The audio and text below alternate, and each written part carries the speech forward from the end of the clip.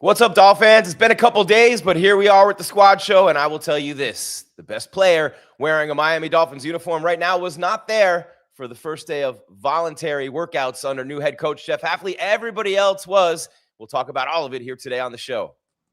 Hey, Jeff Hafley here, and football is finally back. They're in the building, they're learning their new system, and they're getting ready to get it rolling. Fins up! It's the Dolphins Squad. Everything Miami Dolphins, every week. Breaking down all the big hits and game-changing plays from South Beach. The way only the Locked On Podcast Network can. Sunshine, speed, and squad goals. The Dolphins Squad Show starts now. Right here on the number 7 channel, on the number 1 sports podcast network in the world, 220 plus channels, by the way, on the Locked On Podcast Network, your team, your Fins, every single day. Jim Greasehaber, call me Grease, along with Z, Jeff Scanina. Kyle Crabb's not here today. He's a busy dude, got a lot going on, and we always wish Kyle the best. Has a young family, has a million jobs, Z, and he's here every day for all of us, so we can be here a day without him. Oh, yeah, without a doubt. He takes his little vacation every once in a while. It's all justified. There you go. Today's episode is brought to you by FanDuel. Right now, customers can bet just $5, make you holler, and get $250 in bonus bets if your first bet wins. Head to FanDuel.com to get started. And what a concept, Z, in 2026. Reward excellence instead of failure. I love it. Oh, of course. That's how it always is nowadays. You get a participation trophy. It's ridiculous, isn't it? The era of the participation trophy is ruining sports. We don't need to do that show. We'll do that another time. But, man, it really is interesting to see the Dolphins get back out on the field. It feels like, doesn't it, forever since the season ended? Doesn't it feel like forever since Hafley and John Eric Sullivan came in before him? It just feels like an eternity ago, Z, doesn't it? Well, that's that time of year. Even as a coach, it feels like forever. And you just are, after like a couple of weeks of the off season, just sitting in that office all day, watching college kids, watching free agents, and just meeting it, and not having the players around, it just drags. And you just are chomping at the bit for those players to come back. And as soon as they're back in, you get a little, revival inside your own self as a coach. And because your players are back. And that's what you do this for, is to be around the players and coach them up and talk football with them. And, that's what's happening now with these, the 10 early, teams that have new coaches are allowed to, start this week. So they got to jump on it. They're ahead of everybody else, and, they're back to football. All kinds of stuff to talk about on the show today. Hafley on the field for the first time. Willis on the field for the first time as Miami Dolphins. The draft plan taking shape. All kinds of rumors, as always, as we get closer, tick, tick, tick, to the NFL draft. The 30 visits, that should be update over there, but we'll fix that later. But it's interesting when you think about all the things that are going on in the Dolphins world, Z. So much goes into these off seasons in the NFL, and I just wonder what it feels like for you as a player and as a coach when there's a regime change, and last year was not a good year, and you can't wait to get back on the field and erase the sting. What's going on right now as you finally get back out on the field, albeit in a voluntary workout, and you're not really doing all that much except jogging around and stretching and running through some things, watching some film, but still just to get in there and get going? Well, I mean, for these 10 teams, they get to go on the field first. They get an extra mini camp, to be on the field, because usually this time of year it's phase 1 and you're just sitting in the meeting room, which is, after a while that gets boring. You get so many days of phase 1, phase 2, phase 3, and so, to be on the field right away is great because you get to see what you have, especially as, a new staff coming in and, evaluating what you have on roster. And it's right before the draft. So, you know what you're going to do with the back half of your, the draft, so to speak, when you see some of your players. And I want to ask you about Achane. The players who were there, we'll talk about them, but this is so important, right? Because he skips the voluntary workout first day with Coach Hafley and the new regime and Malik Willis and everybody. And, I have mixed feelings on this. There are so many, elements of this and ramifications into it. The bigger picture to me is the guy's on a 4-year deal for 5.4, a little bit more than 5.4 million. He's one of the best players in the league, right? I mean, last year he was one of the best weapons in the league. So I don't think I would want to play on that deal at all either. We've seen running backs like Le'Veon Bell's the first one to come to mind, really got himself in trouble doing something like this, holding out. The Steelers said goodbye, and he never was the same after that. He was older, obviously, but for Achane at his age, with his ceiling and everything that he has going, would you risk the kind of usage they're gonna put him through this year for less than $1 million or a little over $1 million rather? Well, I mean, it is what it is. I mean, he's gonna make a business decision to not participate in offseason, maybe training camp too. Who knows? Who knows how long he's gonna have this holdout? A lot of guys nowadays, they do a hold in. They just show up and say they have an injury or something, or just decide not to go to practice. I know I had a player one time, we franchised him, and he just decided to go to meetings and not because it's voluntary.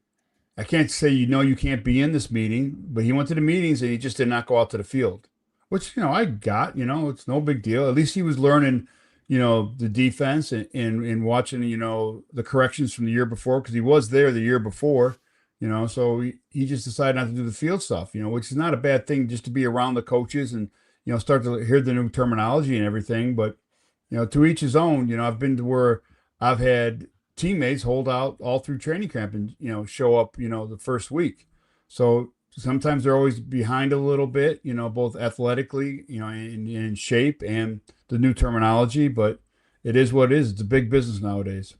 Yeah. And his agent is Rock Nation, Leah Knight at Rock Nation. So, Rock Nation, that's Jay-Z, right? So there you have that, Jay-Z and his money, he doesn't play with that, but Achane not playing with it either. And you think about the usage and you think about the numbers, and we've talked about him a million times. At the top of the heap when it comes to running backs in the NFL. And not only that, when John Eric Sullivan, Jeff Hafley come in, they're using words like pillar, like cornerstone, like someone we can build around. He's not available at all in a trade. And obviously, when you have a guy for so cheap as they do, you don't want to trade a guy like that when you have him for that number. But when you have to sign him to a much bigger number and it's a huge deal, it's really interesting from that point. And I want to get to in a minute the ramifications of how the Dolphins respond to this. And they really haven't yet, just a little bit. But when a guy like Achane doesn't come in for the first practice under a new head coach, does the message that it sends to the team matter? Sometimes I think I make more of this than I should, and you kind of put me in my place on it. But I feel like if I'm there and I'm part of that team, if I'm the coach, if I'm one of the players, I want the dude there. Show up for the one workout. I don't know. It's one day. Well, every team's different, and every player is different. Now, like I said, I don't know this kid. I don't know, the structure of that building inside, because I had never been inside of it with these people that are, there. Yeah, you would, speaking as a coach, you want everybody there day one, and then filter out. I've had some players, I would call and say, hey, can you just come in for the first week? Just be there for the start of it. And then if you got to leave, you got to leave, and we'll work around your schedule, so to speak. You kind of say that, you get them there and then they're having fun with their buddies and they end up staying more than they anticipated to, But again, you would want Achane in there. Yes, you do. Because he was spoken very highly of by the incoming, regime, by Sully and Half. They spoke highly of him just by watching him on tape and everything. And they were excited to have him in the fold from day one. So, it's a little bit, you'd want them there. But again, it's up to that kid and his agent about their business decision with how they're not showing up right now.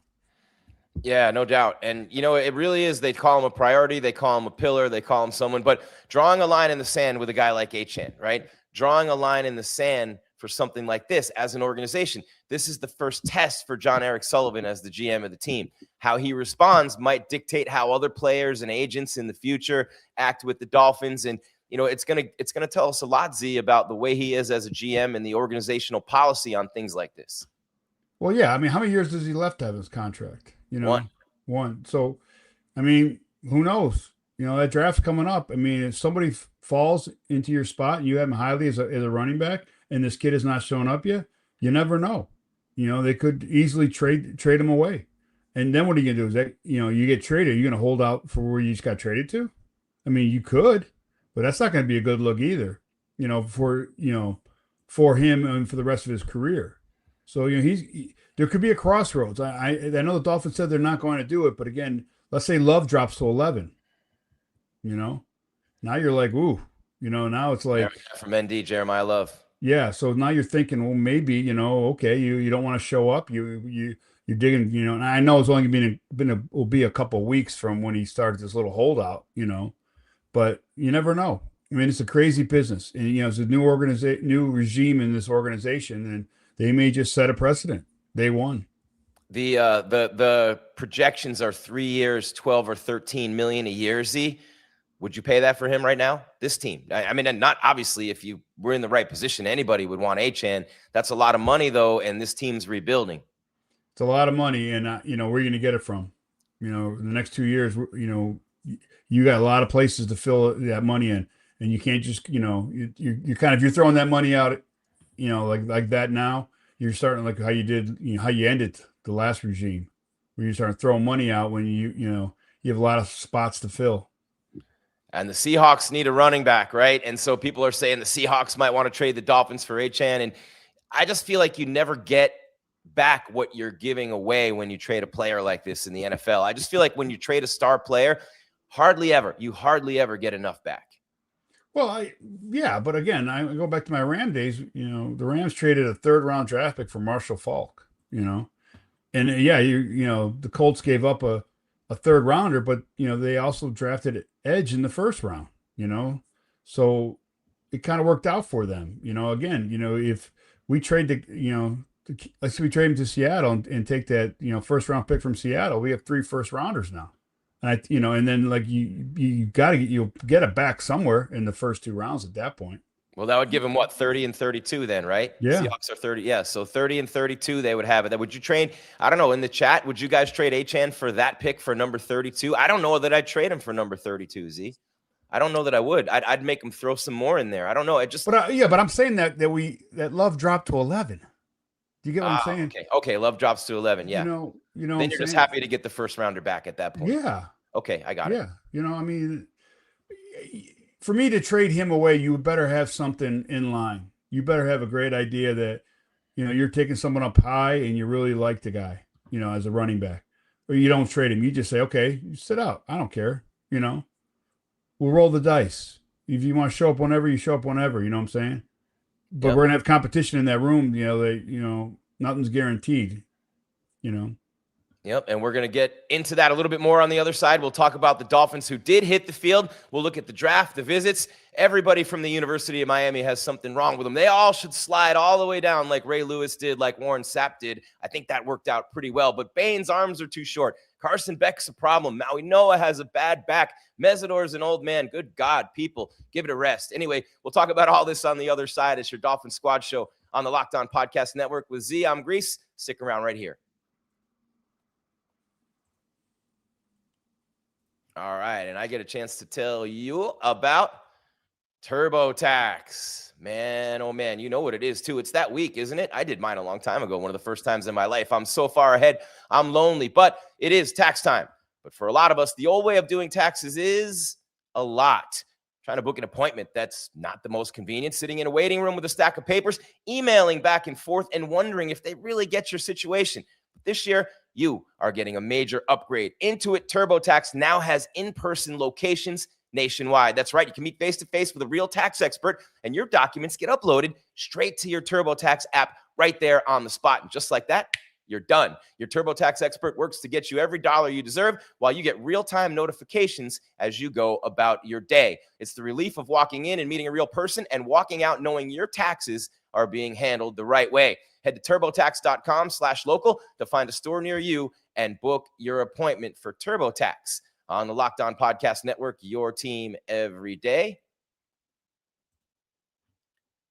And Indeed, I want to tell you about Indeed. Workplace chaos, deadlines stacking up, inbox overflowing, and the one position you have to fill still sitting open. When the pressure's on and you need the right hire, this is a job for Indeed Sponsored Jobs. Indeed Sponsored Jobs helps you reach the people who actually fit what you're looking for, skills, experience, location, so you're not just wishing and hoping the right candidate stumbles across your post. And here's a stat that says it all. In the minute I've been talking to you, companies like yours made 27 hires on Indeed, according to Indeed data worldwide. So if you're hiring, spend less time searching and more time interviewing candidates who check all your boxes with Indeed Sponsored Jobs.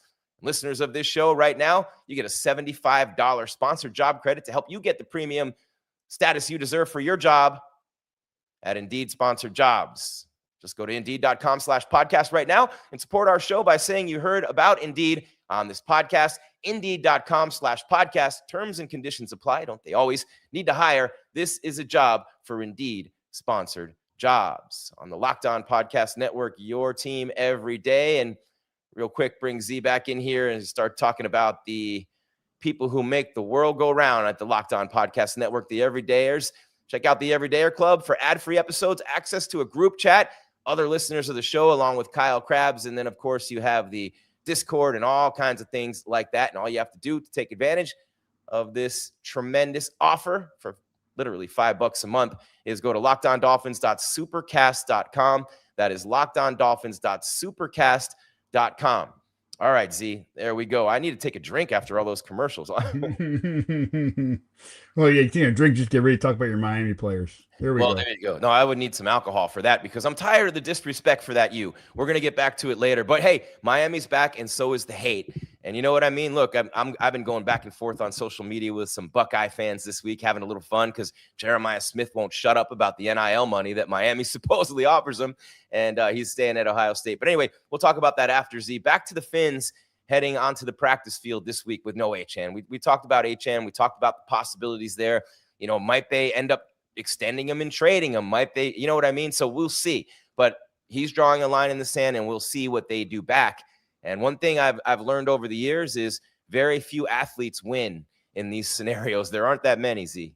No, there's not, unless you're a quarterback. I think quarterbacks would win these situations, but everybody else, you know, unless the owner really is in love with you, you know, you have a chance to win and win big. But a lot of these guys, a lot of cats don't get what they want at the end, you know, and it's, you know, I get it. You don't want to be there. You don't want to put the work in nowadays like before, but I don't put a lot into it because when I first got in the league, maybe my first 4 or 5 years, we didn't have OTAs.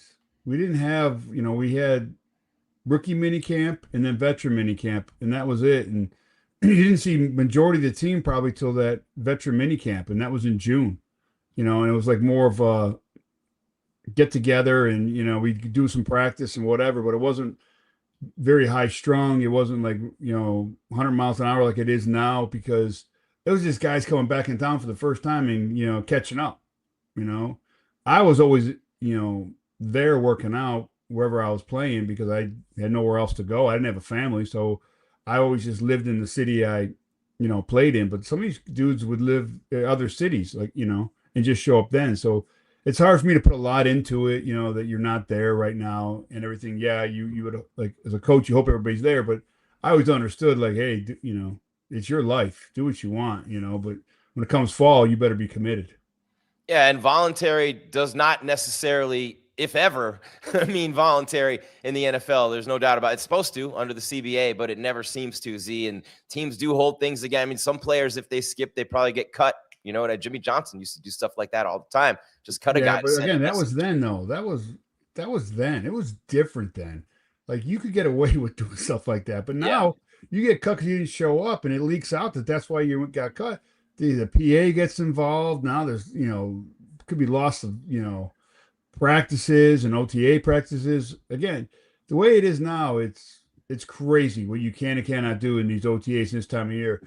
Like, you preach no contact, but if there's accidental contact and that day the PA decides to check the practice tapes and sees it, you know, I know in Washington we lost four OTA practices for the following year because of incidental contact. Wow. It wasn't like we were told them to go out there and, you know, go tackle the wide receiver as a DB. It just happened, you know, and next thing you know, we lost 4 practices for the following year, or you lose them that year and you know, it gets cut short. Now you're a week less, which as a player, like, yeah, woohoo, you know, and even some of the coaches by that time, they want to get in their summer break. Well, Jeff Hafley said about Achane, that's part of the business, that it's part of the business. And, you know, I think there's a clear delineation here between John Eric Sullivan and Jeff Hafley. So I think Hafley will continue to say that's part of the business. He's on the football side, on the field coaching.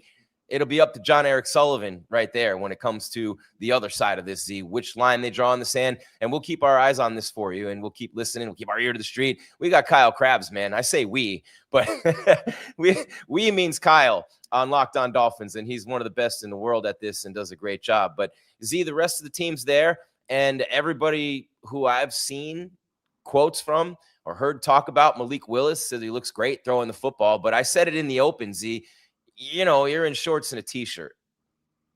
Yeah, I mean, everybody looks good in shorts and a T-shirt. I mean, I keep saying back when I played, but when I played, we had a guy that was like player to watch in Sports Illustrated because of shorts and T-shirt. And once the pads went on, that dude never made the league, Ooh. So it's Who like, was that? oh, don't worry about it. I'm not going to mention names. Oh, yeah, you know what? You don't want to throw. Yeah, never mind. So, but yeah, I mean, like everybody's worried about it, puts me on the bubble again. I'm like, okay, but wait till we get the pads on. I mean, I'm not a shorts player. I'm a pad player, and that's just how it is. And unfortunately, nowadays, though, you got a lot of shorts practices. You don't put the pads on a lot. So, if you're a true grinder like I was, it'd be kind of like hard, to really, show out until we, preseason games or whatnot, So again, I don't put a lot into the short practices, everybody looks good, but I'm sure he looks good. I'm not discounting him at all. I'm glad he's here. I'm happy he's here. I wanted him here. They got him here. So I think he's going to be the future of this franchise. I'm excited to see him, Z. I can't wait to see him on the field. I can't wait to watch preseason games. I'm not going to see too much there, I don't think, but man, when you think about the ability that he has and the ceiling that he has, for a guy who's thrown 155 career passes, I haven't seen anybody really question this move all that much or say it's a bad move. I haven't seen anybody, the deal was great, obviously on the money side. That's probably a big part of it, Z, but everybody seems to be right now that of the opinion that this kid is really on the ascend, as John Eric Sullivan likes to say, one of those players that you're catching on the way up. Yeah, I mean, he put some good tape out, at the end of the year there when he was filling in for Love. And, he, like I said, I think he's really got a good opportunity here. Fresh start. He's the man once again, being a high draft pick of the Titans way back when, right? And kind of was in a bad situation there. And then, got out of it and, got to sit back and learn football again, learn to like it again. And I think it's going to be a good start here. He's going in as the man, and he has pressure, yes, but he doesn't have to win now, which I think is a big. He understands this is a rebuild. He has this year to get it going, and then next year it's going to be the telling year when the pressure is really on, and you expect more wins. And there's rumors that they might trade for Jawan Jennings from Green Bay, a former teammate of his and a good player at 28 years of age. But so much of what Malik Willis is going to do depends on the players around him. Pretty good start on the offensive line. Now, I believe that Savi and obviously on the other Austin Jackson are question marks, right? Patrick Paul, I think, could become a Pro Bowl player, one of the better players in the league at his position. Aaron Brewer, we already know, already is, right? And then you have Achane, and he held out. They're going to work this out. They're not going to let him go. He's too young, too great. This is not going to happen. And if they do, they'll trade him and they'll get a bunch back. And I don't even think that's going to happen, Z. I'm with them on that. But who he throws the ball to is so important. You got Dulcich and you got Dulcich and you got that's it. I mean, as a tight end, you don't have a big time tight end, and you have those two receivers who came in, no more Waddle. So when you talk about who he's going to throw the ball to, they're not done by any means. You got the draft coming up, still could be another trade, but we can't even really accurately predict what Willis is going to do until we know who he's going to be throwing the ball to. Yeah, I mean, I see that, the Dolphins, those first three picks, one's going to be a receiver. That's for sure. One's going to be an edge. And now the third one, O-line or corner. That's how I see this draft, starting out. Being edge probably first, then receiver, then, O-line. But again, whoever falls at the 11 spot first, that's who they're going to take. And then the other two spots will fill in after that. But yes, they do need to get a home run hitter on the outside for him to throw to. Because you have, Achane out of the backfield, both running and catching, as your outlet, but you still need someone to stretch that field and open up for everybody else. Yeah, no doubt. And someone in the chat thinking you were talking about David Boston with the Rams. I covered David Boston, by the way, with the Cardinals. I did the network post-game show for the Cardinals for 2 years when Boston was in Arizona. And let me tell you, that dude was a savage, man. If he could have kept his life together in the best of ways, he could have been one of the all-time greats. He had the body, he had the speed, he had the hands, and he didn't have a great quarterback either. But no, it's not David Boston. We're not going to tell you who it is. And we're not and like I say, reading guesses. David was a really good teammate.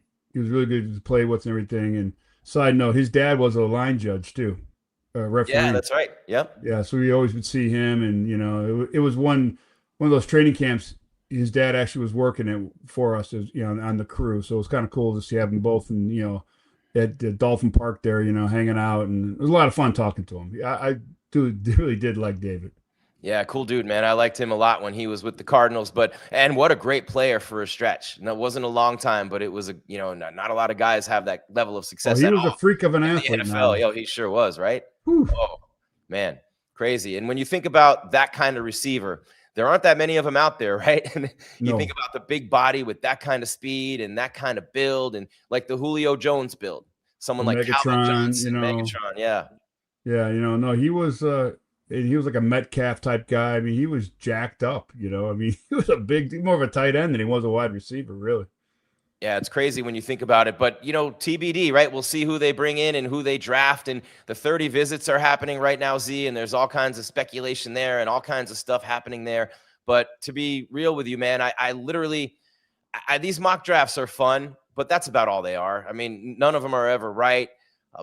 Players always slide, things always happen, and I will address that elephant in the room with the Hurricanes in a minute, because we're in Miami, and a lot of Dolphin fans are Hurricane fans too.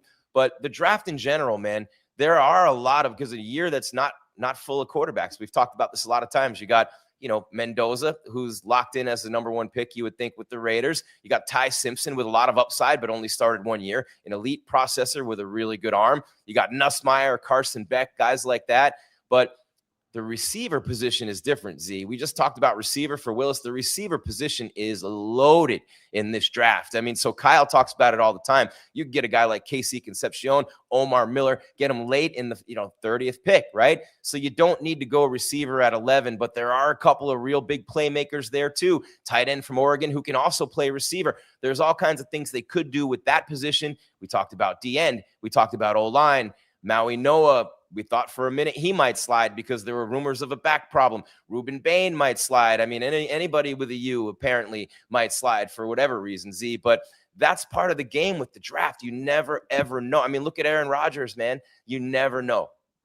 Yeah, I mean, again, as you watch this draft, especially like the DNs, the wide receivers, and maybe the corners, right? Those are the three hot positions this year, right, with a lot of depth. So once one goes, you know how it goes. Other teams get nervous and they trade up, or they just pick a guy thinking they're not going to be able to get him like later on in the draft. So they get scared and they pick it, which it happens all the time. So we just see how it goes. The number 2 pick is when it's all going to start, when the Jets are on the clock. They're talking going to, D end. So, I saw Bailey was their guy. Then I saw Reese was their guy, so once one of those two go there, then it starts going, and then the next team that I see, especially the DN situation, would be the Titans. I could see, Saleh, pulling the trigger on defense there, especially at DN. I know they traded for, his guy from the Jets, but I still see him getting another one there. So that's when it starts falling, and then you see what happens, who's trading up, because now the people are getting nervous. If 2 DNs go in the top 5, there's going to be some trade-ups for a guy, trying to get a D-end. One of the guys they brought in for a visit I really like, we talked about David Boston, Denzel Boston from Washington, Z. He had 1,700 yards and 20 touchdowns, big-time red zone target, which the Dolphins have been lacking lately. So I like him, I don't know about little guys like Cyrus Allen at 5'11". I'm not real sure. I don't even know that I'd go Mekhi Lemon if I were the Dolphins, but I do think you're going to get, all kinds of guys, including Justin Jolly, the kid from NC State, the tight end, Ted Hurst, the wide receiver from Georgia State. So with those visits, and someone in the chat just wrote it, WR/CB empty in the chat. And let me give him a little shout out, whoever that was, because that was a pretty good comment in there. That would be Humble and Kind. See, a good name, good person. I can tell right there, Z. But, when you're talking about the 30 visits, so many of them are targets to throw the ball to and the people to cover them. Yeah, no, that. And another guy you didn't mention was your, Arizona State guy, Tyson, right? Yeah, He's got he's that good, big man. workout on the 17th, I think. And that's going to tell a lot about how this, wide receiver group is going to stack for the draft. If he runs good and everything, that means he's going to put good numbers up, good interviews, whatnot. He could race up that board too. He's another guy to watch. So I it's going to be might take interesting. him at 11. I actually might. Yeah. I've seen him play Again, a lot. Yeah. if he has a good pro day, I can see that too. I can see, sneak into the top 10. And Mekhi Lemon, the winner of the Biletnikoff Award for the best receiver in the league last year. There's so many possibilities there. They had the DBs from LSU and defensive backs. People, calm down. Mansour Delane and A.J. Halsey, the corner and the safety, came in for visits as well. And Delane ran like the wind in his workout. Yeah. No, so it's all wait and see now. Now it's getting really good. Now all the stories are kind of come out on the backside of people trying to get people to drop a little bit and, we're trading this guy or we're trading up, and that's the best part about the draft now. Now it's getting exciting because now the gamesmanship is going to start between organizations. So it's going to be fun 2 weeks coming up. How do you hide, man? If you find that one steal, you can't, there's no way of finding that one diamond in the rough that nobody else knows about anymore. Is there, Z? There's no way in today's world. There is, but again, the only person that's going to know is the head coach and the general manager and an owner if he's involved. Besides that, nobody in the building knows who's getting picked. I told you, when we drafted Solomon Thomas, I didn't know we're taking him that high. I wasn't in the room. I was downstairs, eating dinner in the cafeteria and saw it on TV. So I knew he was up on our board. I knew he was our first guy, but when we traded down, I thought for sure that, we weren't going to take him, but I'm only traded down one spot, which didn't help. I was hoping we would trade it down a bunch of spots, get more picks. Yeah, and picks are the capital that you want this day and age, right? But when you can get the right player, you can get the right player, and we're going to pick it up more on the draft on the other side. Did you see what Max Crosby said, by the way? We're going to talk about these Miami players, Z. Crosby did a podcast talking about Akeem Mesidor being the sleeper of the draft at defensive end. Not that Crosby's the ultimate authority, but he knows a thing or two about rushing the passer, right? So we'll see. And what an offseason it's been for him. Plus, we'll go around the NFL, all kinds of things happening there in the news as well. That's Jeff Scanina, former Miami Dolphin. I'm Jim Greasehopper. Call me Grease. It is your Dolphin Squad show on the Locked On Podcast Network, your team every day, the #1 sports podcast network in the world. We're keeping it going about halfway through your squad show on a Friday heading into the weekend. Keep it here. I get a chance one more time to talk to you about, let me see. Sorry guys, something just froze on me. There it is right there. It is time to tell you about Indeed. Indeed sponsored jobs, right? Workplace chaos, deadlines stacking up, inbox overflowing, and the one position you have to fill still sitting open. When the pressure's on and you need the right hire, this is a job for Indeed sponsored jobs. Indeed sponsored jobs helps you reach the people who actually fit what you're looking for, skills, experience, location, so you're not just hoping the right candidate stumbles across your post. There's a stat that says it all. In the minute I've been talking to you, companies like yours made 27 hires on Indeed, according to Indeed data worldwide. So if you're hiring, spend less time searching and more time interviewing candidates who check all your boxes with Indeed sponsored jobs. Listeners, viewers of this show right now, right here, $75. That's the credit you get for a sponsored job to help get your job the premium status it deserves at Indeed.com/podcast. That's Indeed.com/podcast. Terms and conditions apply. Need to hire? This is a job for Indeed sponsored jobs on the Locked On Podcast Network, your team every day.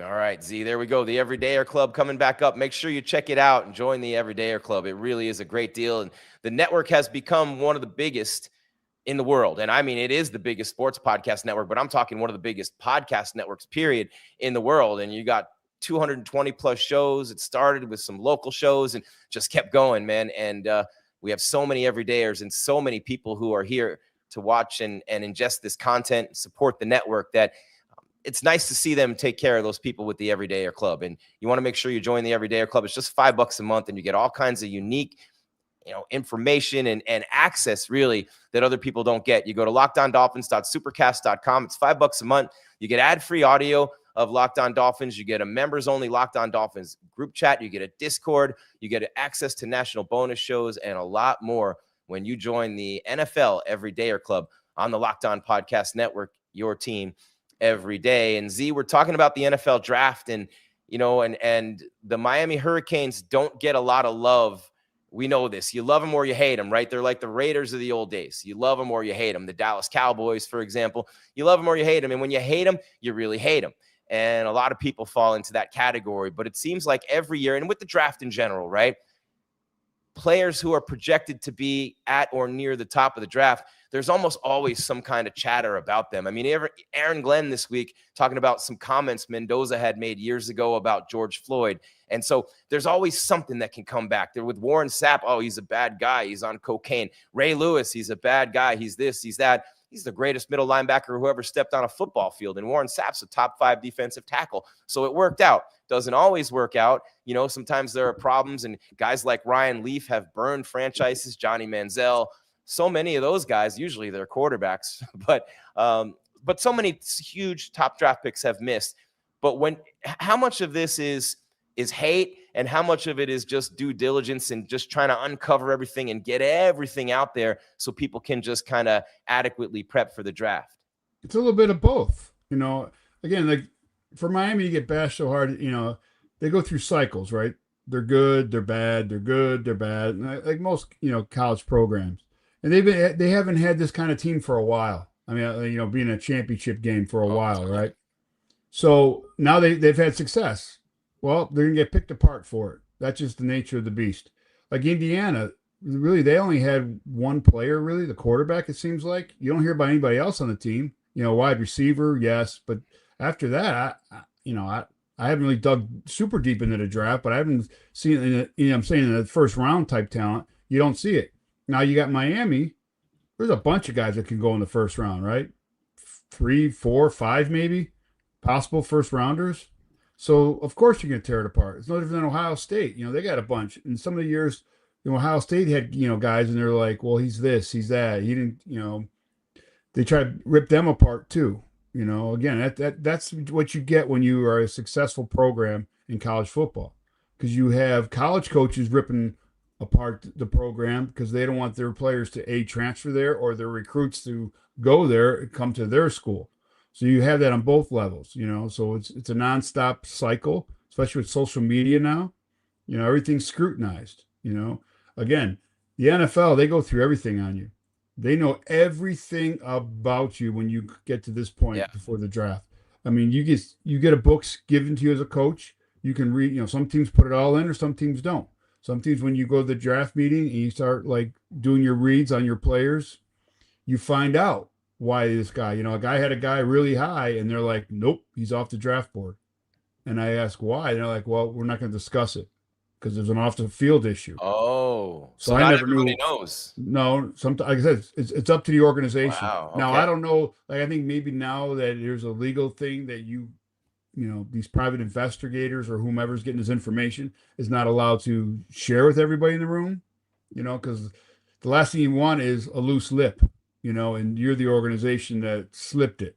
I mean, it goes back to, that receiver years ago, right? Something was slipped about, his family matters, and there was a big uproar before the draft, So again, you got to kind of watch what you say. So maybe, nowadays it's kind of kept where they just take him off the board, And I really like this kid. I interviewed him at the combine, not in a formal, but an informal. And, I liked his tape, but they're like, he's off the board. I'm like, ooh, that sucks. 'Cause I thought the kid could play, So it's everything you've done social media wise, or everything that is out there. They even talk to your high school coach, and people at your high school about you. What kind of kid was he in high school? Does he still come around? Does he, this, that, and the other, Like one time I was talking to Scott was reading his thing, and he goes, yeah, I talked to the janitor at the football office. And he said, this guy, leaves his locker dirty. I mean, just crazy stuff. And I'm like, well, okay, but there is something to that. If you're going to, not care about others and just be a messy person, it's going to affect, how you go about your job. It depends how good you are, man. Lawrence Taylor showed up for a game 10 minutes early and had 4 sacks. You know what I mean? If you're LT, it's different. If you're, it's just this day and age, it's a lot different too than it was back then. But when you can really play, you get a lot more leeway and latitude in the NFL, right? Same thing with holdouts and stuff like that, Z. When you can really play, you might get a little more latitude depending on the coach and the organization too. But when you're talking about the Hurricanes, a kid like Maui Noah, right? He's ranked anywhere from 3 to 13 on draft boards that I've seen. I don't know that I'd say he's the number one pick for sure, but he was the number one player coming out of high school, and his coming to the University of Miami, signing with the Canes was a huge, huge pillar in the rebuild of Mario Cristobal. The guy's enormous. He doesn't give up sacks. He punishes people in the run game. And Z, he's a great teammate. And the most important thing I've heard about Maui Noah from Mario Cristobal, guess how many practices he missed? None. None. The whole entire time he was there. I mean, who wouldn't want a kid like that, right? Ruben Bain, same destructive force, setting the edge against the run. Really great around the edge on the pass. I mean, always in the quarterback's face with Mesidor on the other side. And, you know, his arms are too short. And you've already talked about that. And that does matter. So that's just not like unfounded hate coming at a University of Miami player. That actually really matters. Yeah, no, again, every team is different. Every team views their players differently. When I speaking about Bain, was just about places I've been and how some coaches, scouts, front offices view measurements, and I just know that some places, like, they have a chart and you better get close to that chart or be in the, little window that they have, or they don't even look at you. They don't even spend time watching your tape. Wow. You just they just drop them. So, again, it could change for some of these places, but that's just how it is. They just go to the next guy. That sounds dumb to me. That sounds dumb. That's what they try to do to Drew Brees. You're going to tell me that? Well, it's all because nowadays there's always a guy in the building that does analytics. Oh yeah. And, and a lot of these analytic guys are getting GM jobs because of that. So again, it goes back to like the money ball in baseball, right? Well, he can do this, this, and this. He can do this, and we'll pay him this, right? It's the same in football. They look at the numbers and they say, okay, well, this translates into this in this sport nowadays, and that's just how it is. Yep. And we're 2 years removed from the running back being completely devalued, back to the Achane point, right? 2 years from that.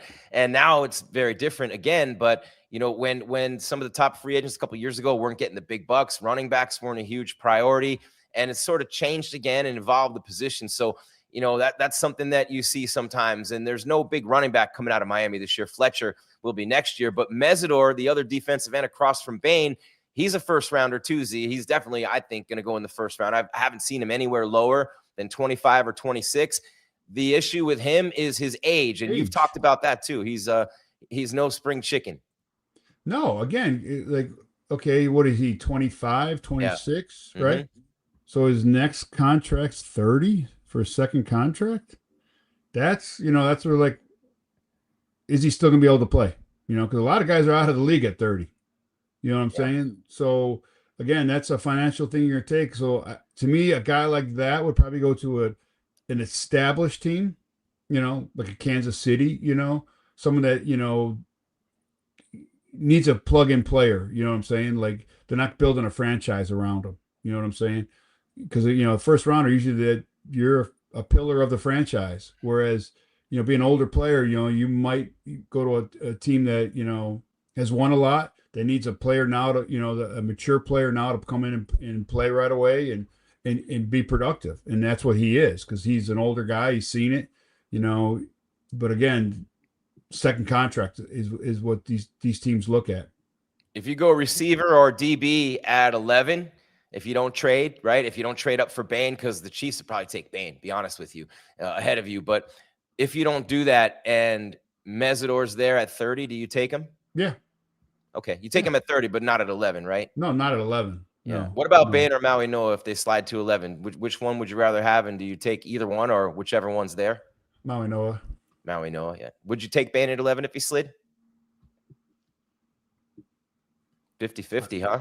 Maybe not even 50-50. No, I don't know. I'd go receiver or corner. I mean, it's just me though. It's just because of how I was raised in the league with the measurements. Because I've seen it. And I've got burned on it, so that's why I say that. Last one, Z, but two more actually before we hit the break, and there are others that we could talk about them all day. But the guy that I would love to see the Dolphins draft, he's being projected in the 40s, maybe sometimes in the second round as well, third round rather, excuse me. But I think the way that he ran put him into the second round and maybe the first. I would love to see the Dolphins take him at 30. I don't know if they would, but they need defensive backs. And from a guy who's watched every game Keontae Scott's played, man, he is an ultimate playmaker, and he ran a real good time at his workout too. So I think he's going to be a definite force in the NFL. Yeah, no, that'd be a great pickup at 30.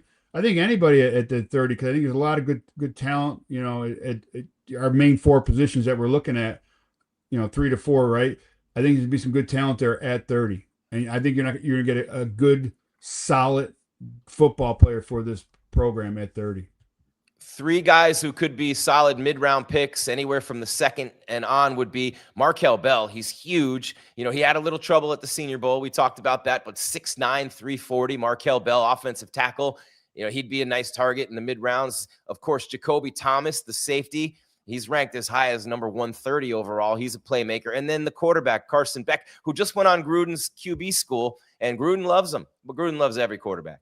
Yeah, Gruden does. If you come on a show, he's going to like you. He ain't going to bash you, I mean, John's good people and everything, but, it is what it is. Again, it's an older guy again, and we go back to that. We've seen a lot of quarterbacks, that came out older, like they went and played baseball or whatever, then came back to college, and they're in their mid-20s and they're playing. I'm not saying this was a Beck's route, but, Beck's been around now. He's at Georgia forever, now Miami, so, again, I'd see him probably late second, third, for a guy like Beck. 4.25 for Keontae Scott. Would you take Beck in the middle rounds, Dolphins, or would you rather have a guy like Nussmeier, who, if you take one? Whoever's available, because you're going to take one of them. I mean, I saw, Simpson dropping out of the first round now. Yeah, so he could easily be there in the second round. If he's sitting around our pick, you're going to have to visit it. You're going to have to look at that. You know what I'm saying? I'm not saying you take him, but who's ever there in the third, I see third or fourth is where you really get serious about a quarterback if there's any left, at that point. Yeah, and then you think about Simpson, and is he really that much better if you were going to take him at 30 than a Beck or a Nussmeier, and then you have so many needs, receiver, corner, edge rusher. I mean, so many needs, offensive lineman, to draft a quarterback there. I mean, first of all, Kyle Krabs might be 51-50 if they do that. That might be something that happens with Kyle, but I don't know, man. It's interesting to see with all these prospects coming out. It's been a while, Z, to your point, since so many, and you're going to keep seeing that pipeline to the NFL. This is your Dolphin Squad show on the Locked On Podcast Network, your team every day. A little bit more on the draft, and then, of course, we get into, at the very end of the show, we go around the NFL. Some pretty big stories circulating around the league right now, and we'll just have a quick break for all of you on YouTube, and on the audio side, a little bit longer. We're going to wrap it up right here. Dolphin Squad show on the Locked On Podcast Network, the #1 sports podcast network, and your team every day.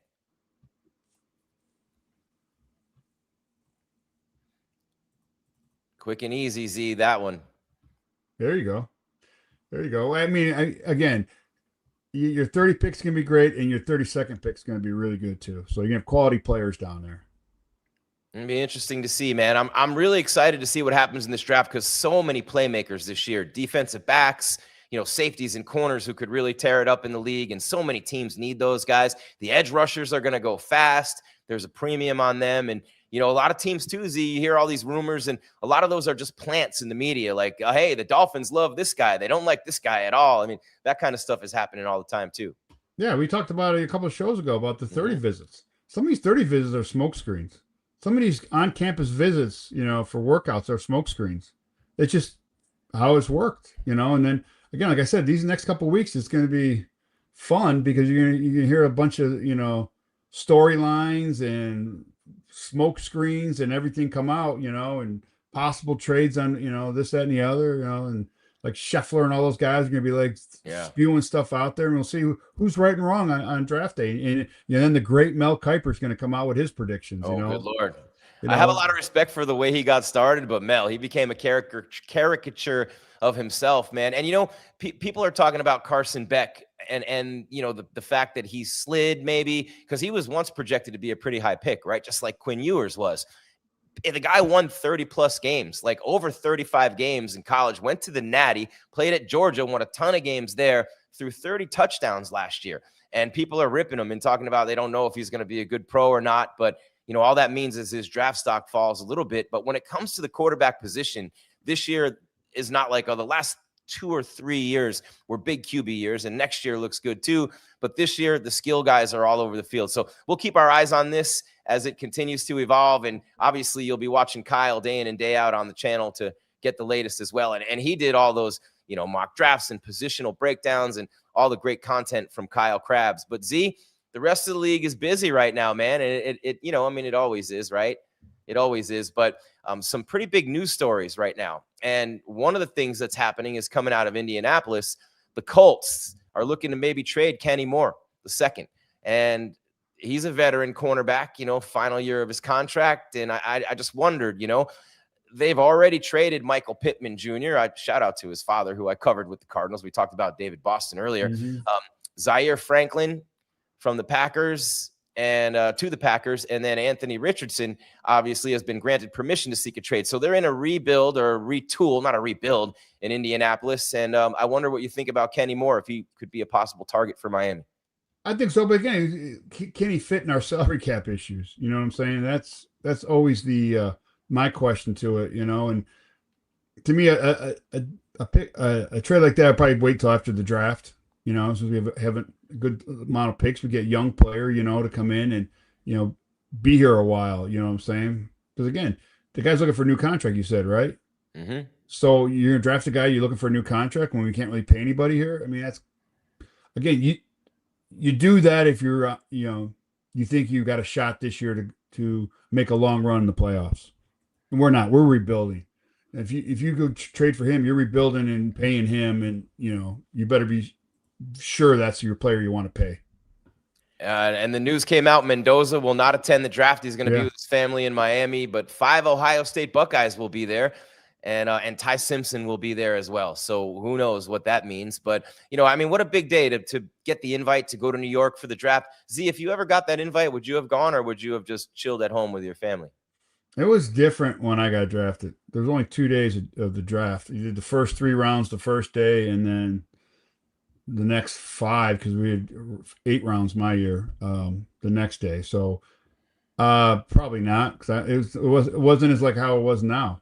You know what I'm saying? It was not. It was really different. It was you were in a hotel banquet hall, I think. Back when the draft was going on. So yeah, no, I didn't have to worry about it. Grease, put it that way. You know what? Being at those old hotels, man, that was crazy. I went to a couple of those as a fan, believe it or not. And then I covered some NFL drafts in New York City at the time. It was the Felt Forum at Madison Square Garden. Quick, very cool story. I just have to say this to people out there and to you, Z. I was working the NFL draft the year that the Eagles took McNabb over Ricky Williams, and Ricky went to the Saints. Remember that draft? Yeah. 1999 NFL draft, right? A big draft that year. And it was in New York, and a lot of great players at the top of that draft. And I was working that draft on national radio as an engineer and a producer.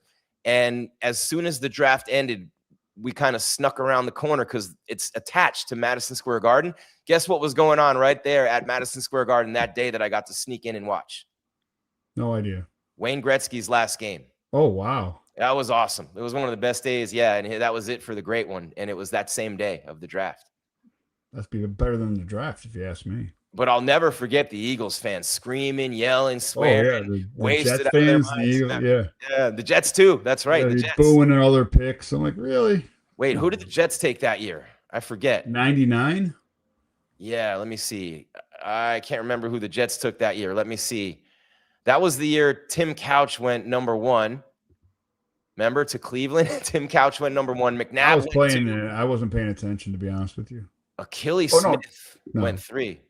Yeah. Bengals. Edgerrin James 4 to the Colts, and he went ahead of Ricky. That's right. Edge went 1 pick ahead of Ricky. Torrey Holt, your guy, number 6. Champ Bailey, David Boston. That's a good draft. Chris Claiborne, Chris McAllister, Dante Culpepper. Yeah, that's a hell of a draft. Damian Woody, Javon Curse. Good Lord. Yeah, that was a fun day. But it's always a fun day at the draft, man. There's always optimism abound everywhere, and everybody's winning on draft. Who did the Jets take? Oh yeah, that's right. I closed it. Z. They didn't have an early pick that year. We must have been thinking of another year. Let me because the all-time Jets running back bust was Blair Thomas. Remember that? I played with him in Carolina. Yeah, man, just a rough. Where were the Jets there? Let's see. Dun, dun, dun, Jets. Suck. Let me see. Just for the fans out there, Z, fins up. I don't see the Jets. They weren't in the first round that year. And yeah, you're in New York, and the Jets weren't in the first round, and the Giants didn't pick until they took Luke Pettigrew from Notre Dame at number 19. Remember him? Mm-hmm. And Al Wilson was in that draft too, a little later in that first round.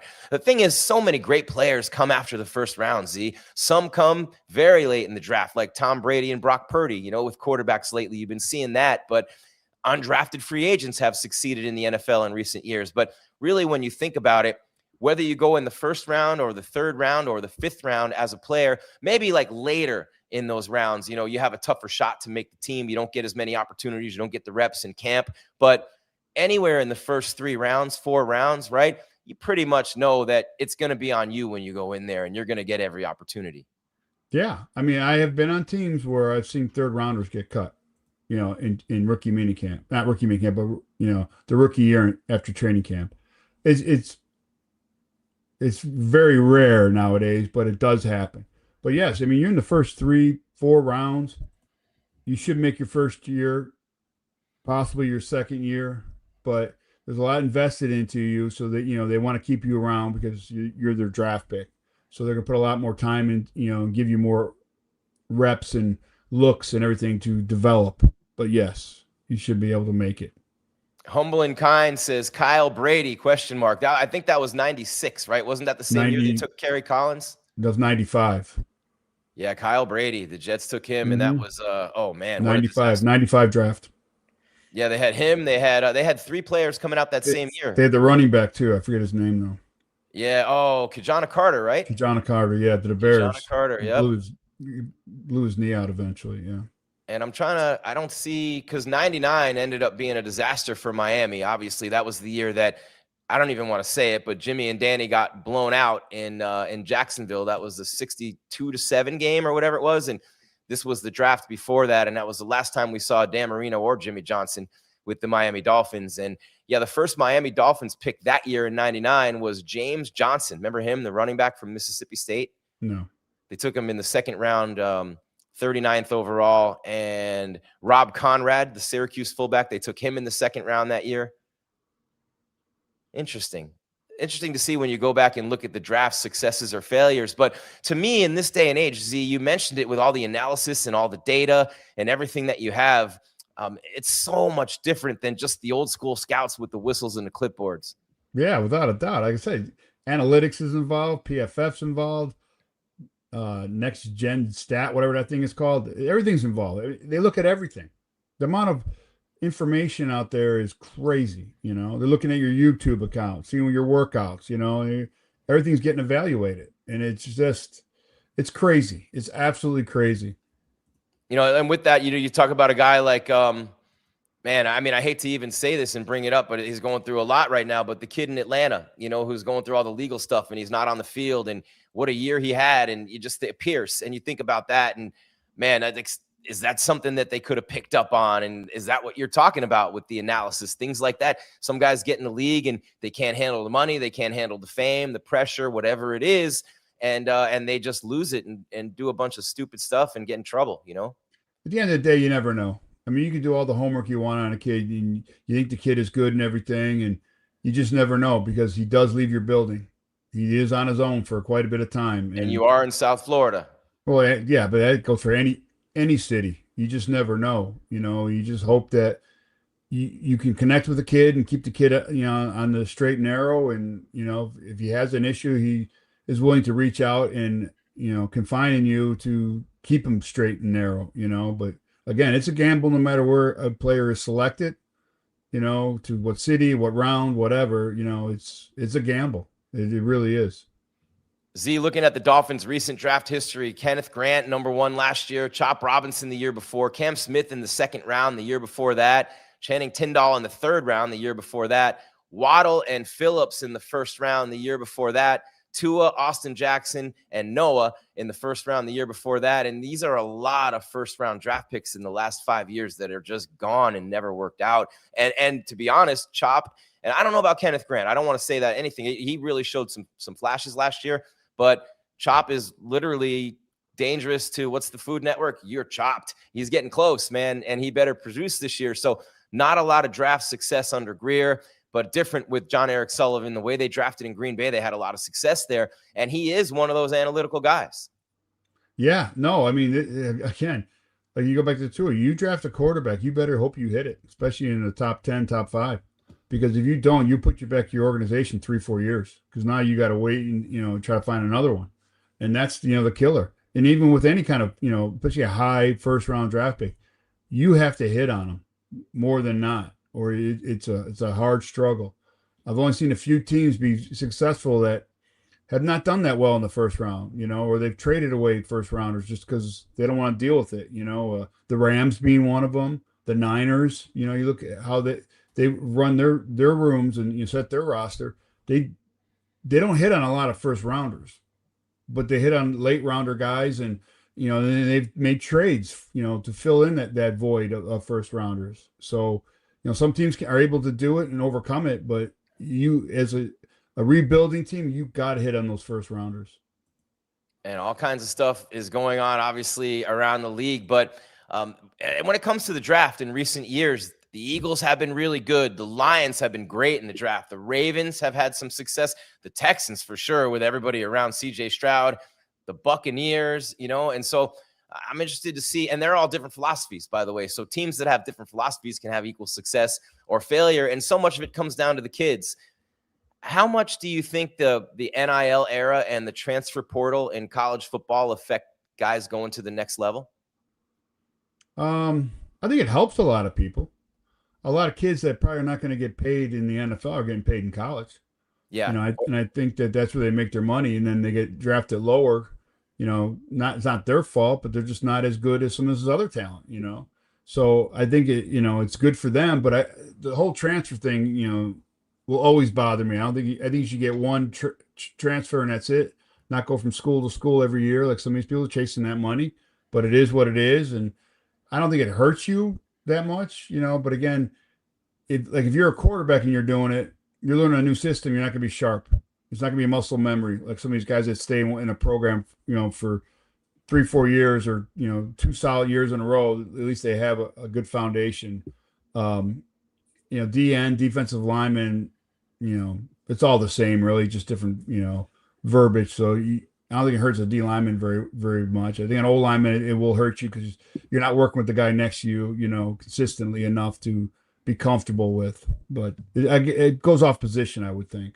I think of a guy like Cam Ward who started at Incarnate Word. I'm pretty sure he wouldn't have been the number 1 pick out of there, Z. You never know. I mean, never know. Randy Moss went to Marshall, and his pro day was out in the snow. Well, yeah, but he got kicked out of Notre Dame and Florida State before that. I mean, yes and no. You got to know the whole story on that. I know it wasn't as bad as it was put out there. Mm-hmm. All right.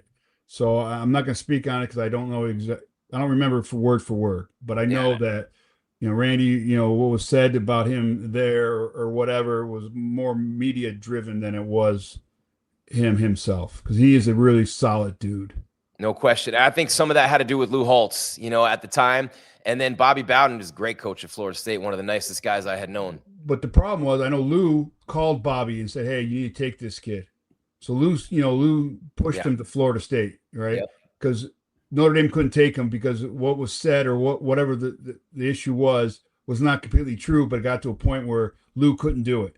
So he sent him to Florida State, to Bobby. Yeah, and I love Randy Moss, for the record, and I was dying for the Cowboys that year to draft him, just at the time. But I think about this, right? And you think about the best players. Oh, wait, one more thing though. You talking about like small schools? Aeneas Williams went to a small school. Aeneas Williams did too. He's a gold jacket. Walter Payton, yeah. Yeah. So I mean, I'm not ripping the small school guys. I'm just saying I don't think Cam Ward would have went number 1 from there. You never know. If he put up some numbers, he gets invited to the combine. It's a whole different ball game. Goes to a couple of all-star games, because if you're somebody and a scout sees you, you're going to something to get really noticed. I forgot about Steve McNair, Alcorn State. Yeah, there's another one. Yeah, Aaron McNair, R.I.P. God rest his soul. But man, I'll tell you this: There are so many talented players coming into this league every year. The training gets better. The coaching gets better. So many things happening. And it's going to be fun to sit here and just watch, because when you look at players from around the league, and a lot of these guys are coming into the league, have played at 2 or 3 schools, different conferences. Look at CJ Daniels. He played with Malik Willis at Liberty, goes to LSU, ends up at Miami. His first college touchdown pass as a freshman was thrown by Malik Willis. You know what I'm saying? So there's something there with those guys, and they move around, and there's a lot of familiarity. And I guess more guys are going to know each other and have played with each other too, Z, right? Because if so many guys are playing for 2-3 different programs, they're going to have played with a lot more people. So you have more connections going into the league. To me, the whole thing's fascinating, and we're just barely getting started with it. Yeah, I mean, a lot of these guys, like you said, they switch schools. They've been around each other, and then they go to these workouts, and they're all there. They all sign with the same agency, or they go to the same guru, the passing guy or the wide receiver guru or the D-line guru, and they're all there. So they all become friends, even before they get drafted or the season starts, So it's like one big fraternity, but that's how it's always been. We didn't have a lot of that when I was playing, like these off-season gurus that we went to. But we all knew each other, and we all, before and after games would talk, and you become friends, be kidding during plays. We'd be telling jokes or whatever, talking, and, it's fun. It's a game. You're playing with your buddies, and, both sides of the ball. And Jimmy Johnson, the year that Randy Moss came out, by the way, wanted him, and he ended up getting taken beforehand and went to Minnesota, and the Dolphins got John Avery. Remember him? Yeah, running back. So there you have it. But you never know. And I think this year the Dolphins have a great shot. Who knows if they're going to trade down? But accumulating picks and winning the middle rounds, to me, that's what puts you over the top. Superstar players are always going to be there.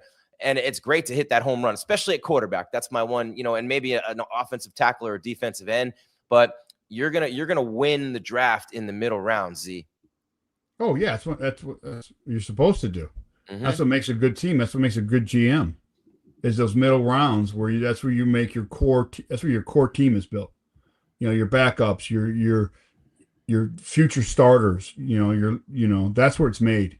If you don't hit there, and those guys don't make your team, that's hard, because now you're filling them in with veterans and stuff, and that's going to hurt your cap, and that's going to hurt your longevity of your team. Last thing, Z, we went over time a little bit, but when you think about the Dolphins with 7 picks in the top 100, man, 2 first-rounders, how many of those do you think, and realistically, would you want to see be starters or key contributors on the team? 7. Is it reasonable? Do you want all 7? Well, yeah, you would want all 7. Never happens that way. No, but you'll probably hit, I would say 4 of them will be quality starters for a long time in this league for your team, if you keep them. Again, you free agency, you might not want to pay a guy, or you might not be able to pay the guy, and you can't franchise them. You can't franchise everybody. So, but I think 4 of them will be quality football players.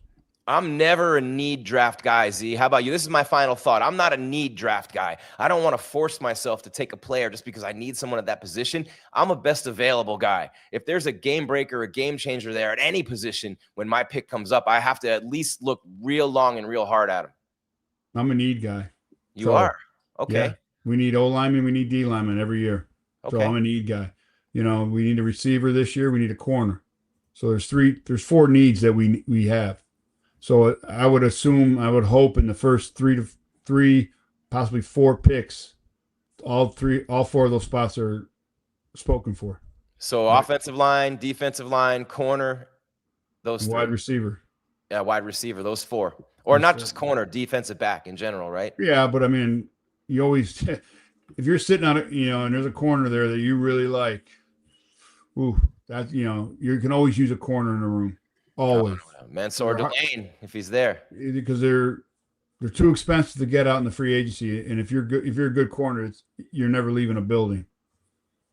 I'll tell you this, Keontae Scott at number 30. I'll come back to that. I mean, that's if they can get him in the second round, great. But at number 30, we'll see, because the corners are like the defensive ends, the best ones. Z, they go fast. They go so fast. That's because it's always a premium, both those spots. That's what I'm saying. That's why I'm a need person. Those are my needs. I mean.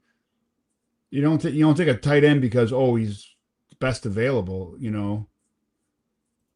unless you really do need one. But we need a lot more stuff. That's the thing, you know what I'm saying? Like the Oregon kid's there at 11. You draft him? Yeah. Yes. I mean, No. if the other guy, all the best other available players are gone, the best game changer, because they need a tight end too. I know they do, but not in the first round. He could play receiver though, too. He could be a receiver in the NFL. All the tight ends can be receivers. There's not a true tight end. There's not an Eric Green out there. Right. Oh, Eric Green, blast from the past, man. He was a monster. I played with him in Pittsburgh. My locker mate. I can't even imagine those practices in Pittsburgh with that team. Holy crap! People leaving on stretchers, man. They were fun. Big was E that and Kevin Green, Greg Lloyd? Who Rod else? Woodson. Oh, Carnell Lake, Darren Perry, killers, man. Levon Kirkland, Chad Brown. Ooh, yeah, we were rolling, man. It was fun. Was that Bill Cowher? Yeah. And our defensive staff. My last thing is my final thought. I'll give you a little synopsis of what my staff in Pittsburgh was. John Mitchell, who just retired a few years ago, finally, our D-line coach. Linebacker coach was Marvin Lewis. Oh, yeah. DB coach, Dick LeBeau, and our coordinator was Dom Capers. Marvin Lewis, Dick LeBeau, and Dom Capers on the same defense? I forgot about that, man. Yeah. That's absurd.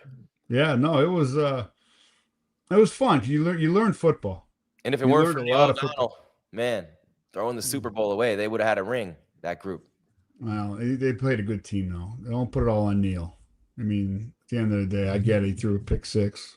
That hurt. He made Larry Brown a Super Bowl MVP. But look, easy for me to say. It's the hardest thing to do in the world is to be an NFL quarterback, right? Yeah. Guys like you bearing down on them, can't see over the linemen. You know what I mean? And you got to trust it's crazy, the position in the NFL, how hard it is. Marino says it all the time. Very few people can do it. Very, very few people can be a quarterback on that level. Oh, without a doubt. Even some who have been great throughout their whole careers, they get to the NFL and they just can't hack it, man. It's crazy. But then you see the elite QBs and it's just beautiful to watch. And I hope Malik Willis steps into that role, Z. He looks good so far. We'll be back next week with a couple of more episodes of the Squad Show. Kyle will be back then as well. In the meantime, keep coming back for more content from Kyle day in and day out, covering the Dolphins. And again, like I said, we will be back next week with another episode of the Squad Show. Until then, keep your game tight and your mind right. Thank you for being here on the #1 sports podcast network. Don't forget about the Everydayer Club and all the great content you can find network-wide on the Locked On Podcast Network, your team every day.